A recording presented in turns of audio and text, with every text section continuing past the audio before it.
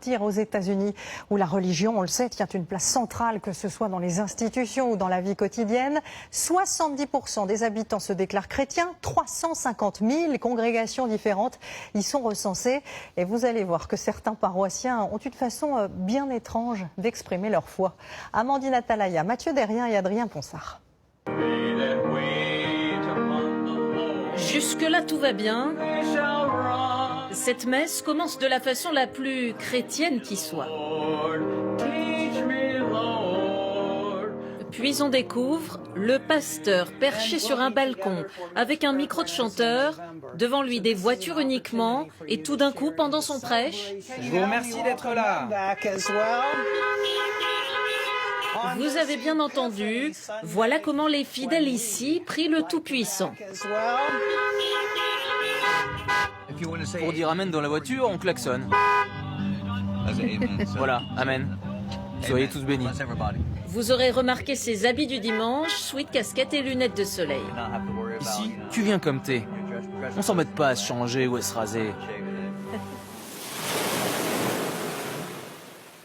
Dans cette station balnéaire très populaire de Floride, bienvenue donc à l'église de Daytona Beach, où quitter sa voiture serait un sacrilège. C'est tellement confortable.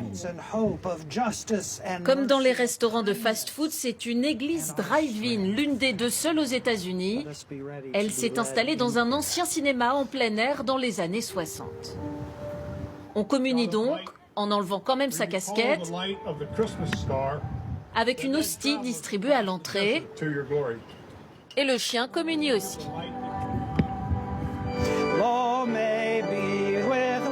Les fidèles suivent la messe sur une radio spéciale, et les plus motivés sont en direct sur Facebook pour partager cette émotion très spirituelle.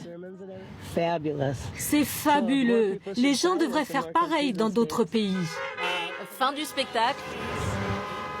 Salut, moi j'ai des courses à faire.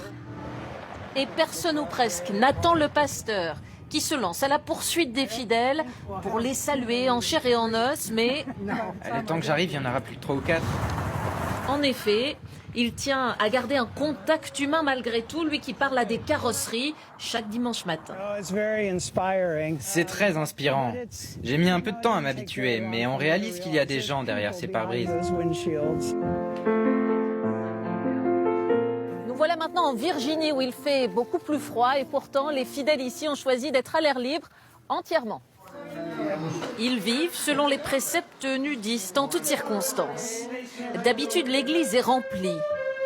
Mais ce matin-là, 6 d'entre eux seulement sont venus. Les autres ne font plus confiance aux médias après des reportages moqueurs. Seigneur, sauve-nous. Quand eux prennent très au sérieux ce culte minimaliste qui les mettrait sur un pied d'égalité.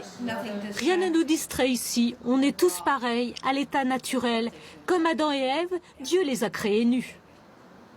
Le pasteur Allen n'a de cesse de rappeler que Jésus était parfois nu et que la Bible n'interdit rien. Nous sommes tous nés comme ça. Être nu, ça rapproche de Dieu. Bill, lui, rapproche son église des chrétiens. C'est inventif aussi. Vous pourrez le croiser sur les routes de la Virginie, toujours. Quand je la conduis, les gens ralentissent, klaxonnent, s'arrêtent.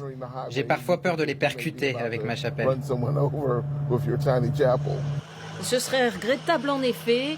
L'idée est plutôt de marier des chrétiens à domicile, dans leur jardin. Elle m'a coûté 50 000 €.